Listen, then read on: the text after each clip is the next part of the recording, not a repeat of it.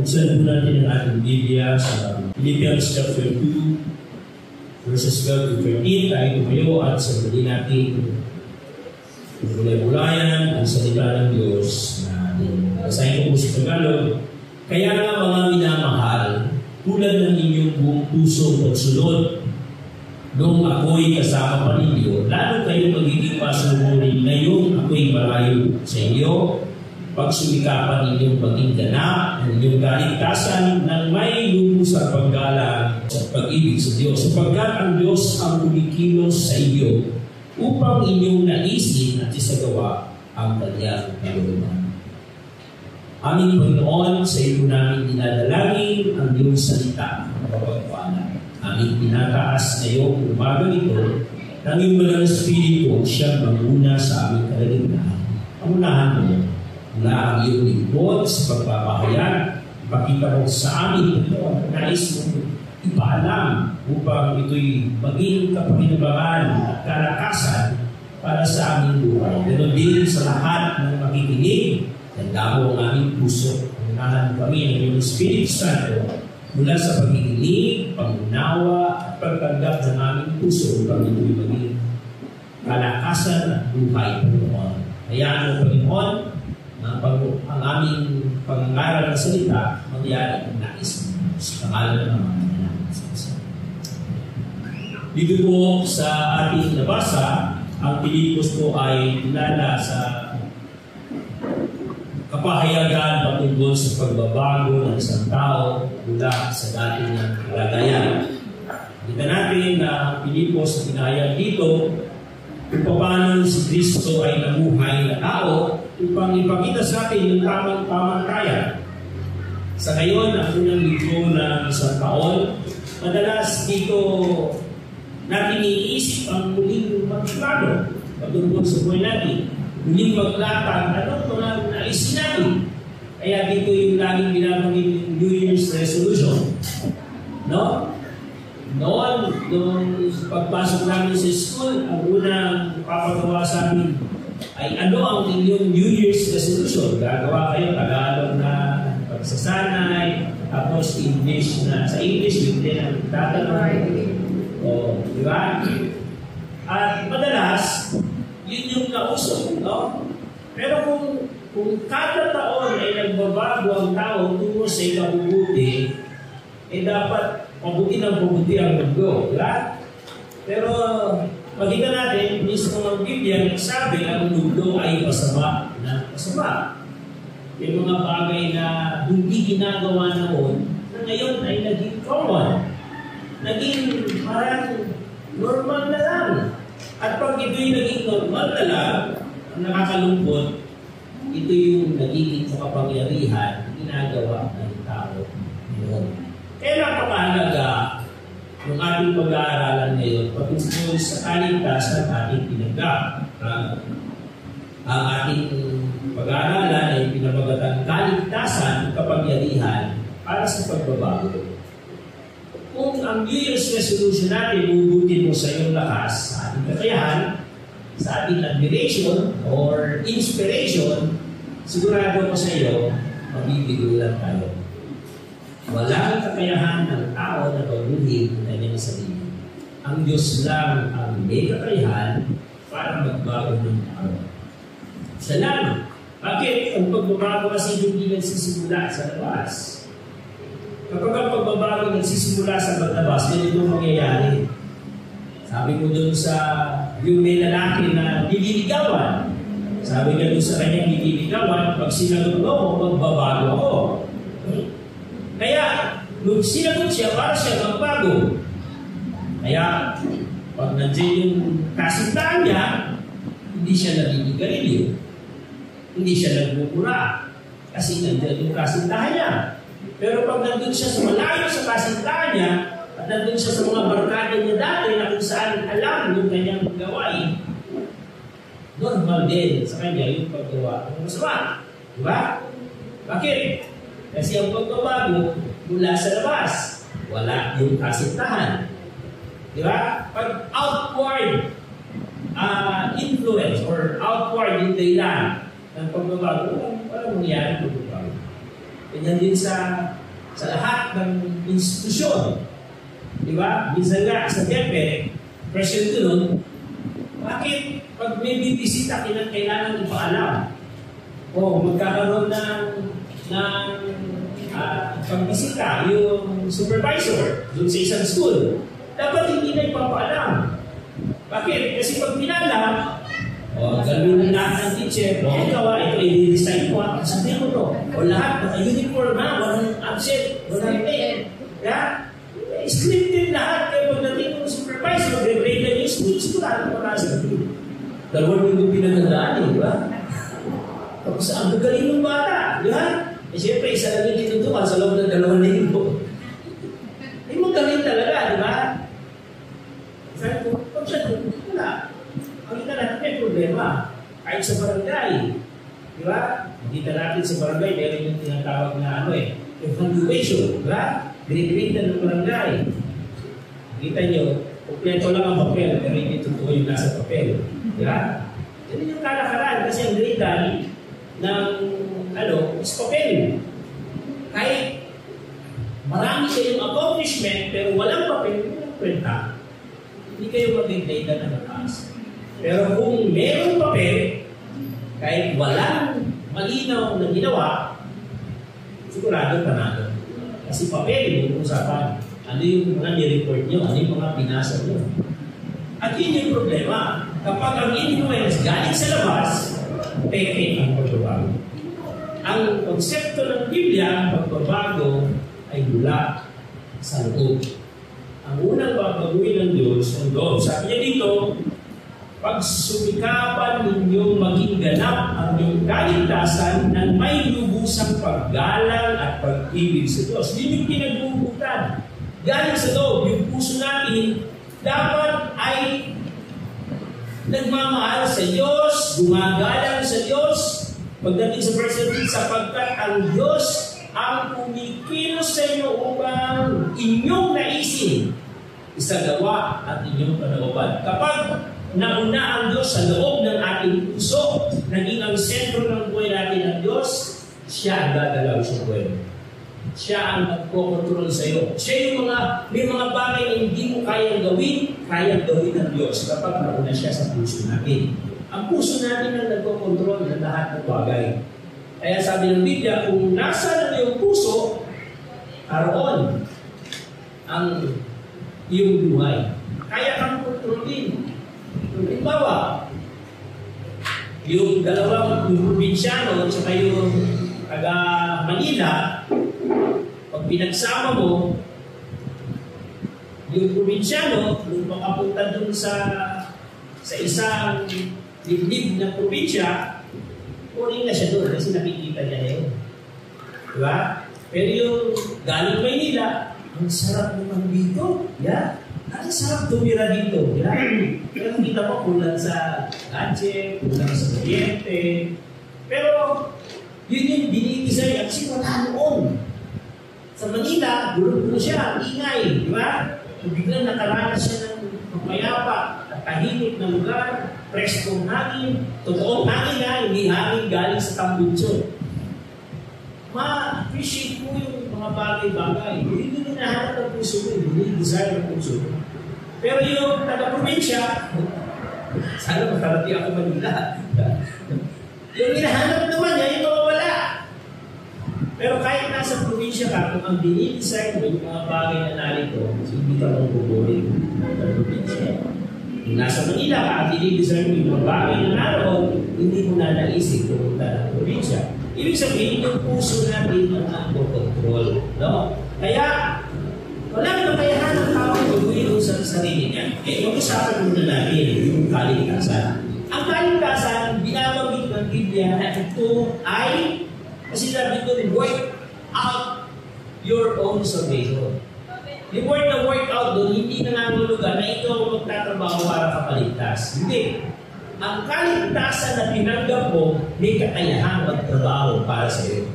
Ang kakayahang tinanggap mo, may kakayahang gumalaw, kumilos, mag-desire, at mag-influensya sa iyo para gawin yung mga tama. Kaya ang kaligtasan ay hindi siya isang parang ticket na Pagkatapos mong tanggapin ng Panginoon, okay, meron ka ng ticket na anumang mangyari, papakita mo na yung ticket, ligtas ako. Hindi ganoon ang kaligtasan. Ang kaligtasan, hindi rin siya parang magic.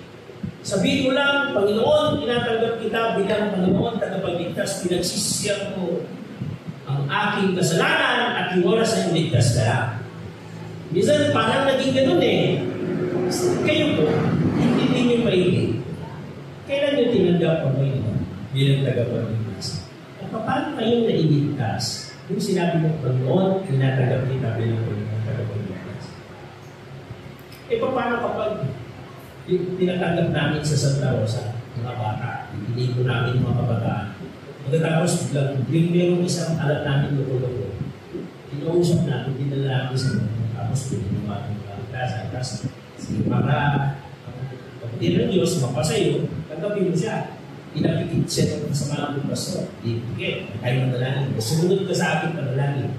Panginoon, sige, Panginoon, tinatanggap kita bilang tagapagligtas. Huwag yung sabihin ng pastor, sinasabi niya. Pero ako, nakadilat ako, sabi ko bata, Panginoon, gano'n mo kita. Hindi niya tumanggap yun. Naliligtas ang tao yun. Dahil binanggit niya yung magic word. Kahit banggit mo yung magic word, kahit umiyak ka pa, kung binabanggit mo yun, hindi ka maliligtas doon. Hindi totoo. Yung binabanggit mo, na kailangan mo ang pagkakulit. Ang kaligtasan ay libre, pero makapangyarihan. Libre siya. Hindi mo kailangan matalino ka, hindi kailangan nakakabait mo, hindi kailangan professional ka para maligtas. Napakasimple ng kaligtasan. Idadali, pero makapangyarihan pag totoong pumasok. Pag totoong pumasok at walang nangyari, may question na. May question. Totoo ba tinanggap mo yung kaligtasan? Parang nag-take ka ng vitamin or pampaputi. Ano yung tawag sa pampaputi? Glutathione. Ang mahal. Ang mahal nung bili mo ng glutathione. Palagay natin na binili mo siya worth, yung isang bote worth 10,000 kasi pampaputi. Isang linggo mo nang iniinom, ganun pa rin yung kulay mo. Magre-reklamo ka na doon. Ang mahal. Tapos, isang linggo na, wala pa akong nakikita umuti, malipat sa buko. Magre-reklamo ka. Di ba? Ang tanong, ang ganda ng pangako ng Diyos sa kaligtasan. Di ba? Wala bang nagre-reklamo sa inyo? Wala bang nagre-reklamo na kung kaligtasan mo, magkagab mo ng pinanggap ang Panginoon, eh, ba't pinapagod binabago? Alam niyo po, guys, kung maintindihan natin, dito sinasabi ni Pablo, hindi niya sinasabing maligtas eh. Ang sinasabi niya, yung maligtasan tinanggap niyo. Nung kasama niyo ko, nakikita kong gumagalaw. Lalo na pag hindi na ako kasama, inaasahan ko na gumagalaw pa rin yan, kumikilos pa rin yan, nararamdaman pa rin yan. Kaya, gamitin niyo yung bagong buhay na ginamit, na binigay ng Panginoon sa inyo dahil nung maligtas kayo. At asahan nyo, hindi mahirap magbago. Hindi mahirap magbago. Bakit? Ang Diyos ang gagalaw mula sa loob ng buhay nyo para magawa nyo lahat. Yun yung buod ng verse 12 at verse 13. Kaya gusto ko lang, kaya natin tinabang ito para maintindihan natin ang kaligtasan na pinapayag natin sa awa ng Panginoon. Hindi lang siya magic word o parang ticket o parang access para makaalis ka sa impyerno. Ang totoo, ang kaligtasan ay isang kapangyarihan na kayang baguhin yung buhay ng anumang klaseng tao ka. Baguhin ka niya. Ang tawag dito ay iba ng ugnayan. Lagi natin pinapangalan. Ito'y covenantal relationship. Once pumasok ka sa covenantal relationship, magbabago ang lahat ng bagay sa iyo. Kasi pumasok ka sa isang timpanan, sumumpa ka. Hindi mo isusumpa ang anumang bagay sa iyo kung hindi mo nakita mahalaga ang bagay niyo. Kaya mo nakita, kaya mo itinaya yung buhay mo, kaya mo sinubo yung buhay mo kasi nakita mo yung kagandahan nakita mo yung epektibo at yung katotohanan ng bagay na yun. Kaya meron kang tinalikuran at meron kang hinarap mula ngayon, ito na ang buhay. Kaya imposibleng walang pagbabago. Imposibleng walang gagawin kaligtasan sa buhay natin. Kasi kapangyarihan siya, isa siyang tipanan. Isa siyang kasunduan na nakita mo, naintindihan mo, kaya isiguro mo yung buhay mo. Yun ang kaligtasan. Sa atin, ng mga ligtas na, dapat maintindihan natin yun para pag yun yung purpose natin, yun lang ang nag-iisang gamot para maligtas at mabago ang isang tao. Nag-iisang gamot, nag-iisang solusyon. Tingnan nyo, mula Old Testament, ang Diyos, kung gusto niya, tipanan. Tingnan nyo, yung nilikha niya si Adan at Eva. Bakit niya nilikha? Ba't niya ginawang kawamis niya? Ba't niya nilagyan ng Espiritu? Kasi gusto niya katipan ang tao. Gusto niya maintindihan siya, gusto niya nagre-reflect sa tao kung sino siya. Kaya, yun yung unang tipanan. Pagkatapos, dahil ang tao ay nagkasala, nagrebelde, naging mas kasalanan ng tao. Dating ni Noah, ginawa niya ang tao. Sabi niya kay Noah, magsisimula sa iyo. Yung mga tao magiging katipan. Pero anong nangyari? Katunayan, nagbigay pa ng babala ang Panginoon, yung rainbow. Babala sa kanya na huwag mo nang gugunawin ng tao kahit gano'n man siya magkakali. Parang sinabi ng Diyos sa sarili niya, habaan mo yung pasensya mo. Parang sinabi niya sa sarili niya, yung rainbow hindi para sa atin yun, para yun si Diyos. Para pag nakikita niya yung rainbow, sinasabi niya sa sarili mo, pagiging mapagpatawad ka. Huwag mo agad parusahan ng tao. Huwag mo nang parusahan sa pamagitan ng tao. Diba? Pagkatapos, pagdating kay Abraham, anong tipanan doon? Sabi niya, Abraham, hindi niya na kailangan dunawin ang mundo. Bakit? Sumupa na siya sa sarili niya. Hindi ko na dunayin. Kaya sabi niya, pipili na lang ako ng iilan na gagawa ng tipanan ko. Hindi magawa ng tao eh. Hindi kaya ng tao. Kaya pumili siya kay Abraham, at sabi niya, Abraham, mula ngayon, ikaw yung magiging katipan ko.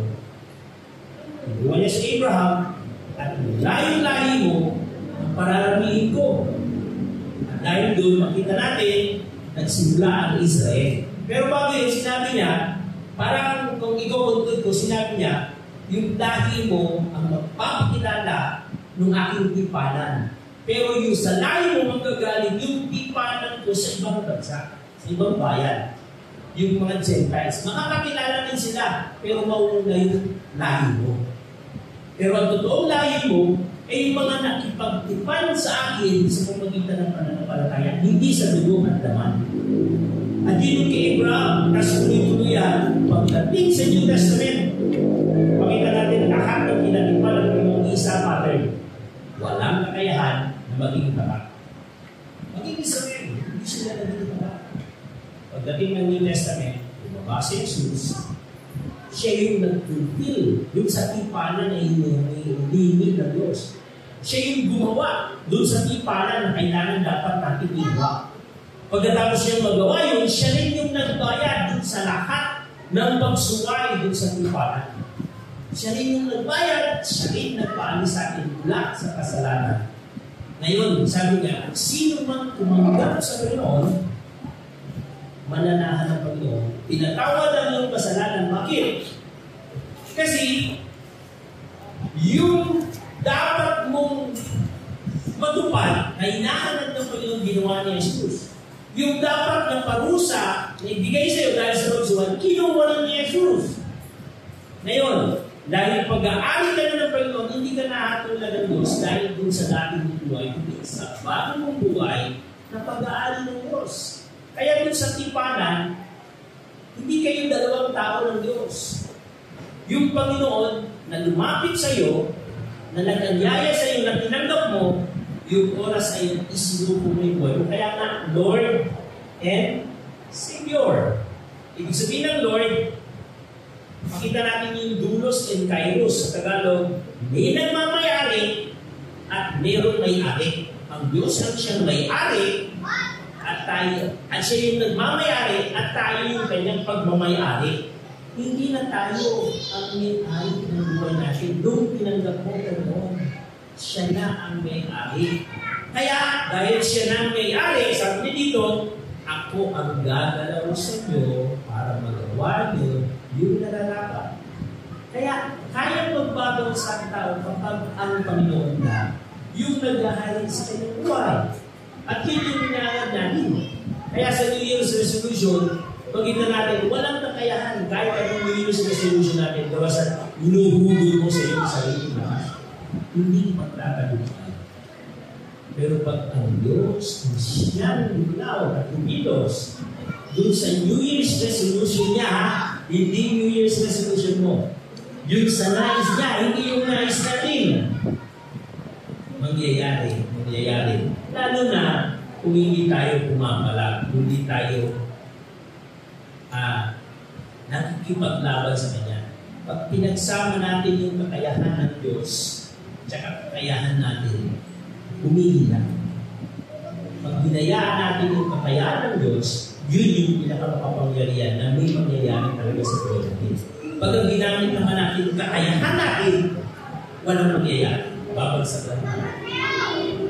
Kasi sa maraming bagay, mayroong isang laging ginagawa ang Diyos. Ayaw niya na may kahalo na anumang bagay. Yung Israel, gusto niya maging sa kanya, ayaw niya maging kaya doon sa loob ng Egypt. Alisin kayo sa Egypt. Doon kayo sa wilderness. Kahit walang anumang bagay sa wilderness, kaya kong maging matagumpay kayo. Kasi nandun kayo sa loob ng Egypt at parang pagkatagumpay kayo. Si Abraham, diba? Nung binibigyan siya ng spoil, ng war, dahil natalo niya. Ano sabi ni Abraham? Hindi ko tatanggapin yan. Bakit? Baka pag ako'y pinayaman na ng aking Panginoon, sabihin niyo, may bahagi kayo. May contribution kayo sa pagyaman ko. Lagi gusto ng Panginoon, kung gusto mong libakas, pagalawin mo ako ng lubusan. Kung gagawin, huwag ko na akong haluan ng anumang kakayahan mo o anumang kakayahan ng mundo. Gusto niya, solo niya, magtatrabaho siya. Kaya nga, Lord, siya yung susunod, siya yung gagalaw, siya yung ikilos. Kaya dito, makita natin, bumaba si Jesus, magbilang liwanag, nabuhay siya, upang makita natin kung ano yung pamumuhay sa liwanag. Niligtas niya tayo sa pamagitan ng pinatawad at ating kasalanan. Hindi siya bumalik. Nabuhay siya maguli upang makita yung pag-asa na lahat tayo mga susunod sa Kanya ay muling mabubuhay at pagkatapos sinubo niya tayo para tayo gayahin ang aming ginawa niya. At yun yung pattern na ginawa ng Panginoon kapag nakipagtipan ka sa Panginoon. Hindi pwede yung Panginoon, makipagtipan ako sa iyo, pero Panginoon na ilagay mo sa kitchen, ha? Hindi pwede ganoon. Hindi ikaw ang Panginoon. Siya ang Panginoon. Siya ang masusunod. Minsan dinamdamin natin ng Diyos kasi hindi natin naiintindihan ang tipanan. Lord, susunod ako sa iyo, pero Panginoon, pagkalagin mo yung sakit, yung misis ko. Yeah? Hindi ganun yun. Kaya ng Diyos gawin yung kahit huwag ka mangako. At ang plano ng Diyos nangyayari. Lord, magta-price ako, basta payamanin mo ako. Hindi akin ko sa inyo, hindi ka lalaya. Hindi mo kaya suhulan ng Diyos at hindi mo kaya siyang i-block. May plano siya na mas maganda sa plano. Mayroon siyang kaya gawin na hindi pa doon sa inaasahan. Ayaw ng Diyos na pinokontrol mo siya kasi ang konsepto ng tipanan, siya ang Diyos, tayo yung pumasok sa tipanan. May dalawang tipanan, may dalawang dito na uri ng kasunduan. Yung una is unilateral, yung isa bilateral. Marami pa, pero yung dalawa na lang pag-usapan natin. Yung unilateral, pero isang makapangyarihan, nakipagtipan, pumayag siya na maging kasosyo ka, pero lahat ng rules, lahat ng papel, siya gumawa. Babasahin mo lang, at kapag nagustuhan mo, papayag ka.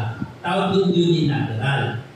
Pero naman, bilateral, umupo kayo dalawa, gusto kita maging kososyo, tapos ito gusto mo. Anong gusto mo? Sasabihin ko rin kung anong gusto mo. Di ba? O ito yung plano mo. Anong plano mo? Sasabihin ko rin yung plano mo. Yun yung ginagawa ngayon sa bilateral ng bansa. Pumunta si BBM sa Japan. Sabi ni BBM, meron kami mga produktong ganito. Meron kami mga area sa aming Pilipinas, na mga mayaman sa natural resources. Meron tayong mga technology na bago. Pinapayagan namin kayong pumasok at mag-invest sa aming bansa. Sabi naman ng isa, payagan nyo rin na iangkatin nyo yung aming bansa, payagan nyo makapagtrabaho sa inyo, yung aming mga kapabayan. Kaya, dadalhin ngayon yung transaction para magkaroon ng OFW sa Japan. Parang gano'n. Meron kang sasabihin sa kanya na gusto mo, meron din siya sasabihin sa iyo na gusto niya. Ang tawag doon bilateral. Pero ang kaligtasan, unilateral. Wala tayong contribution patungkol sa paggawa ng kaligtasan. Paano ginawa ang kaligtasan? Hindi tayo umupo kasama ng Diyos. Panginoon, hirap na hirap ako, papunta ako sa impyerno. Panginoon, naalipin ako sa kung ganito, Panginoon, pagpapayamanin mo ako, hindi ako magkasala. Hindi ganun. Hindi ganun ang ginawa ng Diyos. Ang ginawa ng Diyos, siya ang naglatag ng lahat ng kasunduan at in-introduce ito. Gusto mo pa? Pero yung kanyang kasunduan, pag inintindi mo, punong-puno ng pagmamahal sa iyo, punong-puno ng pagkaawa, punong-puno ng magandang plano para sa atin. Yun yung maganda. Kaya dito, makita natin ang kaligtasan, ang unang, mabilis lang, magitin ko yung tatlong mahalaga na ginawa ng Diyos kung ginawa niya hindi pa ng una, nagpakumbaba ang Diyos. Nagpakumbaba ang Diyos. Sino dito yung may kaaway, pero inaantay niya yung kanyang kaaway na lumapit sa kanya para sila magkasundo. Kadalasan din yung kalakaran. Pero tanong, tingnan nyo nung magkasala ang tao, kanino siya nagkasala? Sa Satanas, sa Diyos. Sa Diyos. Nung gumawa ng kaligtasan, sinong gumawa? Ang tao ba o ang Diyos? Ang Diyos. Tayo malaki ang nagawa kasalanan sa Diyos, pero ang Diyos ang bagbag para tayo maligtas. Wala tayong katayahan ng maligtas. Siya yung pumasok para tayo maligtas. Siya yung galit sa ating kasalanan, pero siya nagplano para burahin ang ating kasalanan. Siya yung nasaktan nung tayo magkasala, pero siya rin ang nanakit doon sa kanyang bugtunana para mawala yung ating kasalanan. Naiintindihan po ba natin yung gano'ng konsepto? Binubuksan natin yung word na kaligtasan. Hindi siya simple. Malalim ang pinaggalingan mula Old Testament. Ito yung plano ng Diyos. Gusto niya makita yung kanyang kabanalan sa buhay ng isang tao. Yung kanyang kagustuhan sa buhay ng isang tao. Pero mangyayari lang yun kapag pumasok yung kanyang kasunduan sa buhay ng isang tao. Kaya napakahalaga na maintindihan natin yung pagpasok sa kasunduan ay pinayagan mo ang Diyos ay kumalaw sa buhay mo. Kaya bakit mo sinabing nagpakumbaba ang Diyos? Siya yung pinagkasalanan, siya yung parang complainant, pero siya pa yung lumapit at nakipagkasundo. Gumawa ng mediation, gumawa ng arrangement. Diba? Kaya ano pakumbaba? Pangalawa, bakit siya nagpakumbaba? Alam niyo ang Diyos, napakabanal. Ang Diyos, sovereign. Sovereign God. You are powerful God. You are everlasting God. Sino naman tayo? Tayo yung mga tao na pinagpuno ng kasalanan. You are full of iniquities, full of limitation. Diba? Ito yung kalagayan natin. lumapit ang Diyos mo. Mag-partner na tayo. Naisip niyo yung ganung konsepto? Halimbawa, ikaw, sige dito may business. May business ka. Tapos, kailangan mo ng manager. Manager, nakita mo yung kapitbahay mo, ang daming utang, ang daming hindi binayaran. Kita mo yung kapitbahay mo, yung pamilya niya sila, hindi na mapag-aral, nakulong pa, nagnakaw. Tapos bigla na dito, gusto ko ba maging manager ng business ko? Gagawin niyo yun? Parang nagpakamatay mo na. Parang nagpakamatay. Kahit mag-apply pa siya, lumuod sa'yo, hindi mo siya lalagay. Bakit? Yung trust niya eh. Walang kakayahan po. Sigurado sisirain na nakawan na ako dito. Diba? Pero ang Diyos, pumayag siya. Pag-ikapartner na yun. Alam niya lahat ng kasalanan natin. Alam niya lahat ng kailangan natin. Pero pumayag siya, anak. Gusto dito magiging parang. Kaya, nung maintindihan ko yung Pablo, kung magpapayag siya tungkol sa grace, grabe yung pagpapalumanan niya. Pinapakita niya yung kawalan niya, kahinaan niya, kasalanan niya. Sabi niya, I'm the chief sinner. Pero kahit na ako'y chief sinner, ginawa niya akong apostle. Isipin nyo, ginawa niya akong alagad, ginawa niya akong lingkod niya, pinatawad niya ako sa aking kasalanan. Kayo pa kaya? Yeah. Hinihikayat niya ang tao, hindi sa kanyang galing, kundi sa galing ng Panginoon. Sa kakayahan ng Diyos. Kaya, pag ito natin, kumain ng Diyos, sabi namin, hindi siya kung bagamat mahirap bangitin. Pero parang gano'n lang nangyari. Kumain ng Diyos magpatali sa atin. Kasi once na pumasok ka ng tipanan, lifetime yan. Pag tipanan, pag walang hangganan yan, hindi yan katulad ng contract. Ang contract, pag may sumuway, cancel ang contract. Diba? Sa bilihan ng lupa, mayroong tinatawag na, ano ba yun? Yung conditional sale sa unconditional sale. Once ang ginamit mo yung conditional sale, lahat ng kasunduan gawin mo. Kasi po, bibigay mo yung lupa mo, bibigay mo yung 50%, pero every month, magbibigay ako ng ganito. Hanggang makumpleto ko in 2 years. Tawag doon conditional sale. Bayaran mo na. Nakaisang taon ka na dulo. Nung last year, nagsugal ka. Hindi mo ngayon nahulugan. Hindi sa kanila. Palaki na naman yung nabayan ko sa'yo eh. Diba? May katayahan yung may-ari, i-cancel ang transaction. Bukunin niya ulit yung lupa niya at yung pera mo, babayaran niya kung may pera na siya. Hindi mo siya pwedeng persen, ibalik mo na pera ko bago mo gawin. Kasi nakapirma kayo sa conditional sale. Yun yung contract. At hindi contract ang ginawa ng Diyos sa kaligtasan. Ginawa niya sa kaligtasan is covenant, testament. Na ang ibig sabihin, pumapayag siya makipagkasundo sa iyo na bagamat alam niya na siya ay banal, na tayo ay makasalanan, siya ay perfecto, tayo ay pupuno ng limitasyon, siya ay makapangyarihan, tayo ay walang kakayahan. Pumayag siya. Sa pagpayag niya yun, maraming beses na siya nasasaktan. Sabi ng Biblia, na bagamat siya'y tapat, bagamat siya'y ang Israel sabi niya eh, hindi po sumagi sa isip ko, sabi niya sa isang hindi sumagi sa isip ko na gagawin ito ng bayan ng Israel sa akin.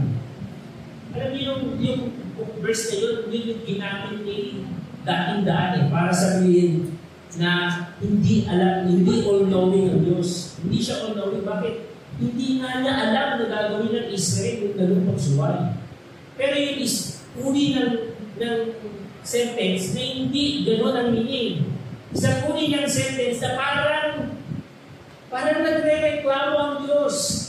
Na parang ibig sabihin sa kabila ng lahat ng kabutihan ginawa ko sa inyo, itinari ko kayo sa lahat ng maraming bansa, ginawa ko kayong espesyal, binigay ko lahat ng mabuti sa inyo, pagkatapos kayo pa gagawa ng masama laban sa atin. Yun yung ibig sabihin nun, na hindi sumagi sa isip ko na gagawin ko ng bayan ng Israel sa atin. Ang Diyos, kahit gumawa tayo ng pagkakamali, hindi napabago yung kanyang katapatan. Sa mag-asawa, pag nag-away kayo, asawa mo, mahirapan ng kape sa umaga. Hindi magtimpla ka sarili mo, ha? Pagkainan na, hindi ka parang kumain ka mag-isa mo. Pero sa Diyos, kahit hindi ka tapat, kahit hindi tayo naging tapat, nanatili siyang tapat. Diba? Kaya ngayong mga tao na hindi kumikilala sa isa niya, pinapasikat kong araw sa kanila. Ganun katapat yung Diyos. At itong tapat na Diyos pumayag, makipagtipalan sa atin. Kaya nagpakumbaba ang Diyos para tayo magbuting, para tayo mahalin. No? Kaya napakalaga na maintindihan natin ang kaligtasan, mabigat na trabaho at sakripisyo na ginawa ng Diyos para sa atin. At yung pangalawa, makita natin yung pagkatapos natin makita yun, dapat kami magpakumbaba. Dapat ay para sa Diyos. Kung anong ginawa ng Diyos, dapat alihin niya. Kaya ang magtanggap sa Panginoon, kailangan isusunod-lunod. Kaya ako, pag may mga kakilala akong tao, pag alam ko yung tao mayaman, parang sobrang tiwala sa sarili, mahirapan maligtas. Kaya pag mayroong tao na mayabang, maangas, mayaman, makapangyarihan, tapos biglang nakakilala sa Panginoon, hindi ko inaalam paano mo nakilala ng Panginoon. Kasi ang hirap makakilala sa Panginoon yung mga tao. Naalala niyo yung example ni Jesus? Na mas mabuti pa, mas madali pa ang isang kamelyo pumasok sa butas ng karayo kaysa sa isang mayaman na makapasok sa kaharian ng Diyos. Sabi ko kanina, napakasimple ng kaligtasan, pero mahirap sa isang mayaman na makapasok. Bakit? Mahirap na ihandol niya sa sarili niya. Ang tingin niya sa sarili niya, makapangyarihan siya. Ang tingin niya sa sarili niya, mabait siya. Ang tingin niya sa sarili niya, ang Panginoon, napaka-makapangyarihan na kaupo sa puso niya, yung sarili niya, yung ego niya. Eh para ka kumilala sa Panginoon, kailangan i-torture mo yung ego mo. Kailangan isuko mo yung ego mo. Panginoon, wala na akong pag-asa, malibang sa iyo lang. Kaya kailangan natin isuko yung lahat na ito para maging totoo yung pagtanggap natin sa Panginoon. Kailangan parang sabi nga ni Pablo doon sa mga nauna sa chapter 3, sabi niya, itinuring kong basura. Kung tutusin sa Greek word, ang ginamit na word doon is bowel. Ibig sabihin ng bowel, dung. Ibang translation, dung. Ibig sabihin, dumi. Dumi. Or pupo. Yun ang ginamit ni Pablo. Yung lahat ng aking karangalan, yung lahat ng aking accomplishment, itinuring kong pupo. Itinuring kong basura, itinuring kong dumi. Alang-alang sa Panginoon. Yun yung kailangan para maging makapangyarihan at kaligtasan natin tinanggap. Yung basura natin, yung ating sarili. Magpakumbaba tayo sa harapan ng Diyos. Kadalasan kaya tayo nagkakaproblema minsan sa Christian life natin, yung sarili. Mag-iwan yung ego, parang tayo yung nagiging Diyos. Pero kung sa lahat ng sitwasyon, anumang maranasan mo, maintindihan mo mayroong Diyos na siyang gumagalaw sa iyo, madaling intindihin. Kailanman, hindi ako malulugi kasi mayroong Diyos na nangako sa akin. Ako itong papalain. Kahit negatibo nangyari. Hindi ka malulugi kasi natutunan mo isuko yung sarili mo. Kaya napakalaga yung pagpapakumbaba sa harapan ng Panginoon. Napakalaga. Ang Diyos, gagalaw siya. Kailangan natin tanggapin siya, papasukin siya. Kailangan natin, hindi pwede yung, di ba yung drawing yung puso? Di ba? Merong upuan doon. Yung sa mga tracks, di ba? Merong upuan sa puso. Pag nakalagay doon, letter S, self. Yun yung hindi paligtas. Pero may mga kumilala sa Panginoon, yung Lord, ang siyang nakaupo doon, si Jesus Christ. Pero yung self, nandun lang sa baba. Nasa baba. Ang ibig sabihin, Ang kabila, anytime, pag nakipaglaban, naglag si Jesus Christ, ikaw na naman ang Panginoon. Madalas, ganun yung kalagayan ng Christian. Pero ang tutusin, dapat si Jesus ang nakaupo sa puso mo at napakalayo mo dun sa trono. Walang malapit na second dun sa pagiging priority ng ating Panginoon. Yun yung the best talaga. Kaya ang kaligtasan ay isang tipanan.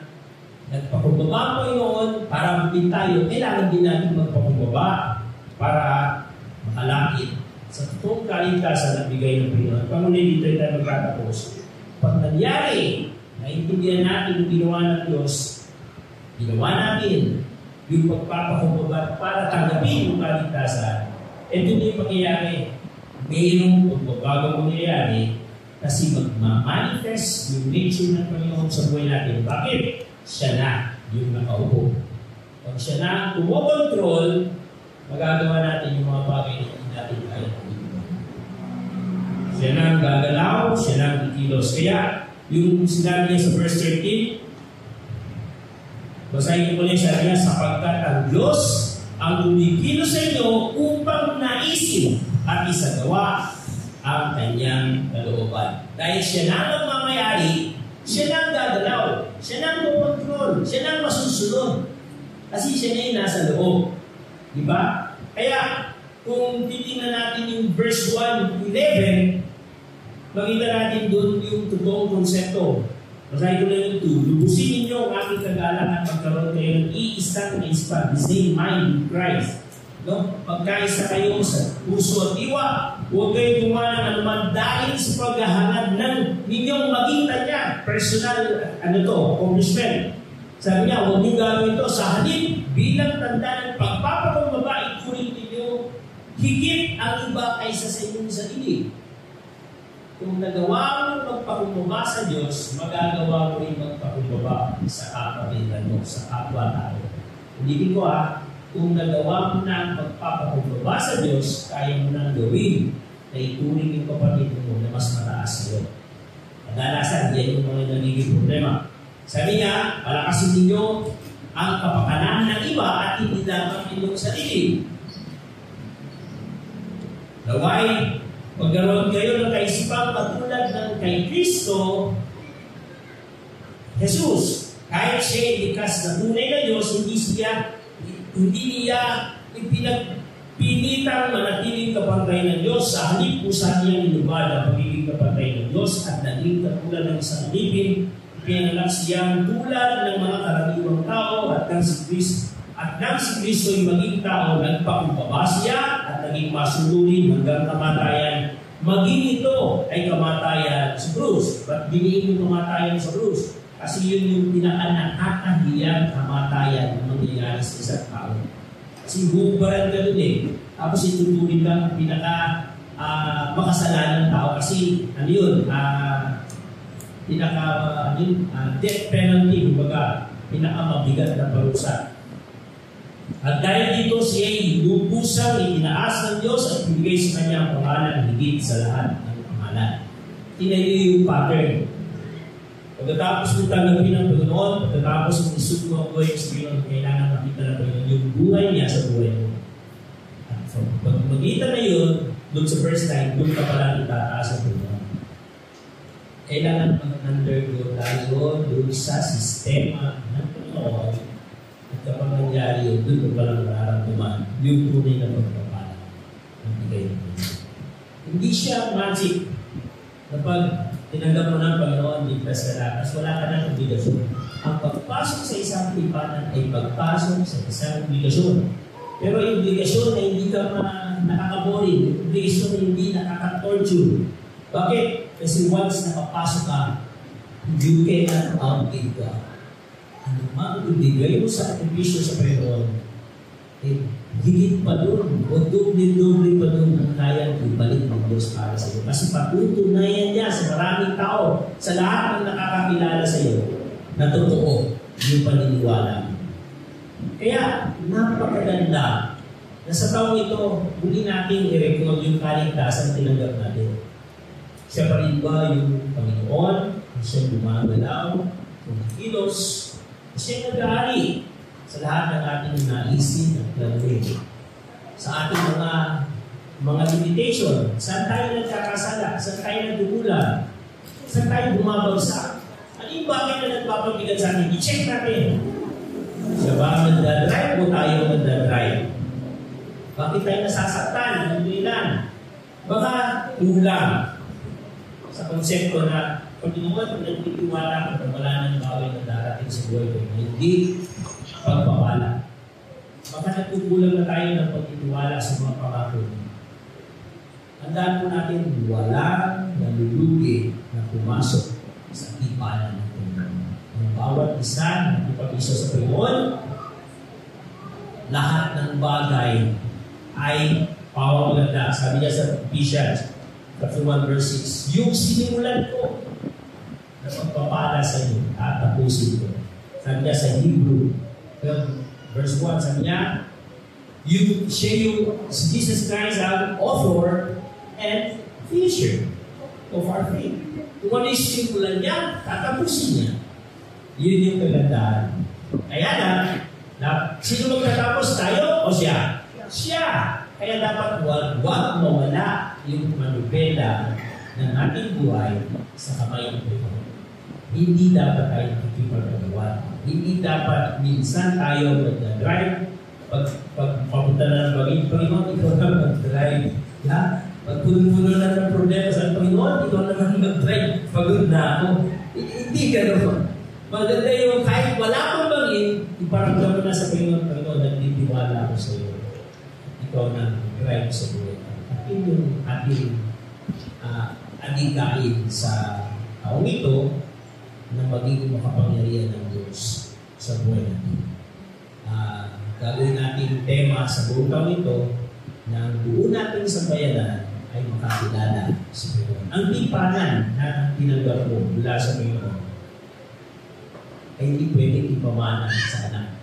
Kailangan siya rin mismo magdesisyon na makipagtipanan sa Panginoon. Naalala niyo si Abraham. Nagpagtipanan siya sa Panginoon. Naging tapat siya sa Panginoon. At sa kaya nga siya naging father of faith. Hindi niya pa nakikita yung mga pangako ng Diyos, gumalaw na siya sa plano ng Panginoon. Kasi alam niya, oo, sinasabi ng Diyos. Si Isaac, naging tapat siya sa Panginoon. Palayan kayo niya ng dampatan ng balon. Lahat ng presko niya, sa amin to kasi pangako ng Diyos. Kaya nilalagay niya ng balon. Ang problema, sinong sunod kay Isaac? Sino sumunod kay Isaac? Sa patriarch, si Jacob. Di ba? Nung si Jacob na, ano pa istorya ni Jacob? Paborito ng nanay, ginaya yung tatay. Di ba? Mandaraya. Di ba? Inagaw yung pagkapanganay ng kanyang kuya. Bakit magiging katipan ng Panginoon kung ganitong tao? Di ba? Pero ang nakakahanga, kahit dun sa ating henerasyon ay lumabas na hindi kalugod-lugod sa Diyos. Sa oras na maalala ng Diyos yung kanyang tipanan buong sa mga nauna, gagawa siya ng paraan para maging tapat din yung susunod na henerasyon. Gusto niya maging tapat. Naalala ko yung sa Exodo, hindi naman ang dalangin ng Israel para iligtas sila ng Diyos. Katunayan, nung niligtas sila ni Moses, kawawa si Moses. Di ba? Nung niligtas sila si Moses, sabi niya kay Moses, sino naglagay sa iyo maging bumong namin? Ba't ka nakikilam sa amin? Di ba? Nung niligtas na siya nilagay sa Egypt, nung nagutom sila, kaya mo ba kami dinala dito? Wala nang sementeryo sa Egypt. At dito muna kami dito. Yung sarcastic na mga salita ng mga Israel sa kanya. Pero sabi ng Diyos lagi doon, at naalala ng Diyos yung kanyang pangako kay Abraham at kay Isaac at kay Jacob. Kaya, kahit hindi humingi ng tulong, tinulungan niya. Kaya yun yung maganda, ang tipanan ng Diyos, nakatali. Kahit hindi na tayo tapat, nananatili siya tapat. Pero si Jacob, noong panahon na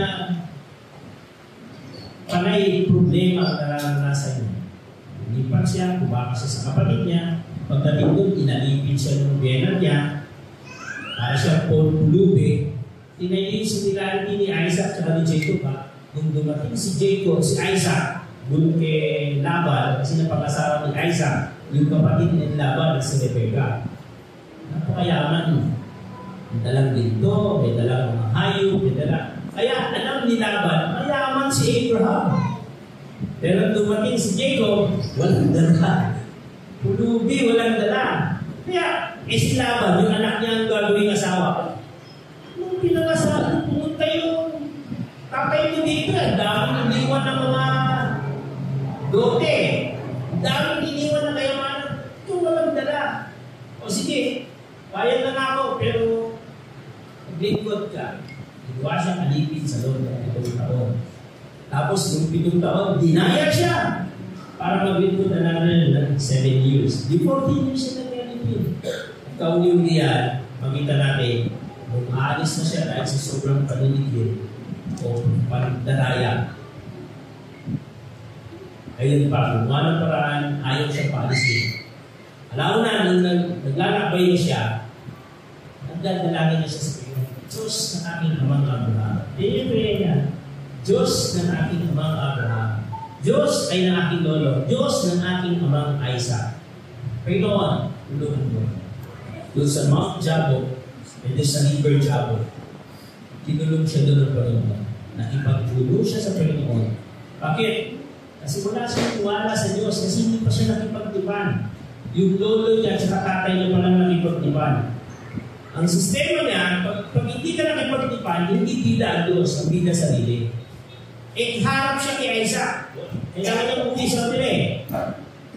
Pagdating kay Isaac, ano ginawa niya? Di ba ang asawa niya 4? Yung mga anak. Yung pinaka-hindi niya paboritong asawa, nilagay niya sa harapan. Tapos yung mga anak. Yung susunod na hindi paborito, nilagay niya. Maraming distansya, another group ko naman. Yung anak na, yung asawa, tulong ni Leah, tapos yung mga anak. Tapos another distance na naman, yung mga anak ni Leah, tapos yung asawa. Tapos another distance na naman, yung asawa ay si Rachel, sa yung mga anak. Ngayon, bakit gano'n yung pagkakasunod? Kasi pag nakita niya na yung kapatid niya galit na galit pa rin sa kanya at pinatay yung nasa una, makakatakbo na siya. Bago maubos yung kanyang pamilya, hindi ba siya makapunta ni Isaac? Sipin niya kung gaano katuso si Jacob. Di ba? Makasarili. Kasi hindi niya pa naiintindihan ng Diyos. Pero dun sa Mount Jabok, nakipaglaban siya at pinimisyonan siya ng Panginoon. Doon sa River Jabok, binanggit niya yung salita, El Elohe Israel. Ano yung sabihin ng El Elohe Israel? God is God of Israel. Parang dinulanan niya doon. Ngayon, naiintindihan ko na ang Diyos. Nakipagtipan na siya sa Diyos, hindi ka lang katipan ng lolo ko, hindi ka lang katipan ng tatay ko, katipan din kita. Alam niyo yung nangyari? Pinamagahan. Kung makita niyo pagpunta si Isaac, in-overtake niya yung lahat ng ginawa niyong paraan at siyang sumalubog kay Esau pala. Sorry, kay Esau. Sumalubog kay Esau, wala na siyang kinakatakutan kasi nakipan na niya ito. Dawa, maintindihan natin napakalaga ng pagkikipagtipan sa Panginoon. Wala kang kakatakot na mangyayari kasi meron Diyos na nangako ng maraming bagay na